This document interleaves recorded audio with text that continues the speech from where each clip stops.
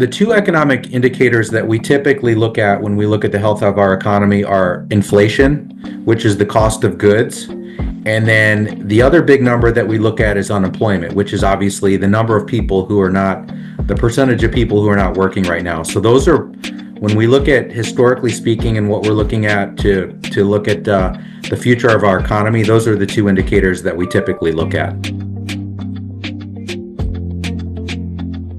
Inflation rate has been trending down, which is a good thing. In 2022, inflation hit a peak of almost 9%. And so with inflation coming down, that is a good thing for the consumer because that is the cost of goods of what we pay for. So just yesterday, we had some more positive news on inflation as the month-over-month number was lower than forecast.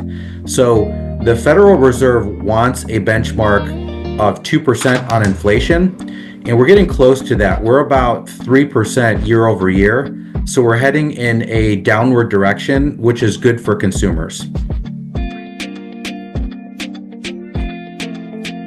The current labor market is the gauge we use to measure that is unemployment, and unemployment is still very low. It's just right over 4%, which historically speaking is low.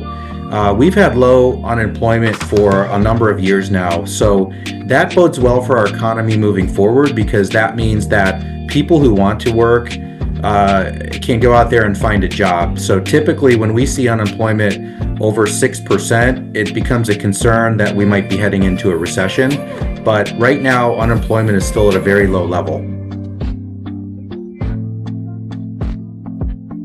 Number one recommendation for budgeting is write down your income and expenses. And for a lot of people, the income isn't that hard to keep track of. That might be your paycheck or your Social Security. But the first step in budgeting is knowing where your money is going. And without writing down what you're spending your money on, it's very difficult to cut back on expenses. So my number one recommendation is keep a spreadsheet or even handwrite every month, what are you spending money on? So that if you were looking to cut back on expenses, you might find some areas that are very easy to cut back on. So a cash reserve is very important. The number one reason why it's important is if you didn't have a cash reserve, and when we say cash reserve, we mean money in a checking account, a savings account, or maybe a money market that you can get to today or very quickly. If you don't have that and you have an emergency, maybe your brakes go on your car or your furnace breaks down, if you don't have an emergency reserve, you're going to either have to take money out of maybe a retirement account, or you're going to have to borrow money, possibly on a credit card, which is going to cost you a lot of interest.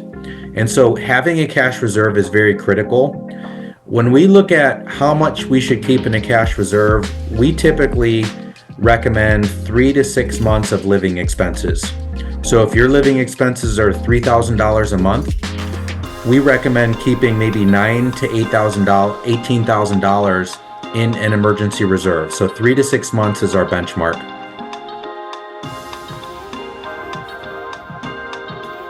Individuals should prioritize paying off debt that has high interest rates.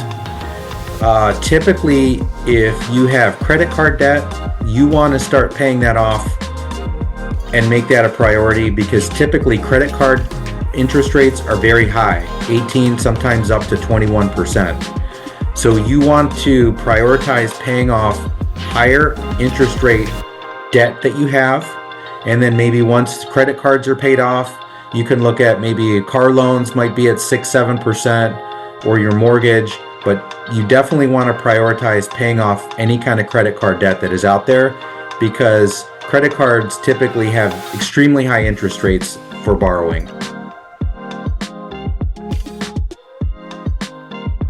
So my biggest recommendation in looking to cut expenses, I call it the Starbucks thought, and that is if you go and buy a Starbucks coffee every day at $3, $4, $5 a coffee, that can be $30 a week that you're paying for in coffee.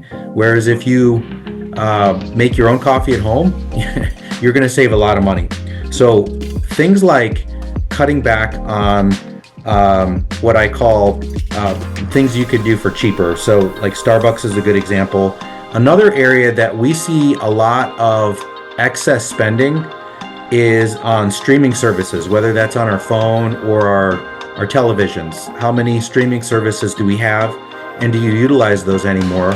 I recommend every 6 months look through your streaming services, and for those that you don't use anymore, get rid of those, because it's an easy trap to fall into. You sign up and then you forget about it. So those are kind of my two recommendations on maybe cutting back on expenses without changing your lifestyle.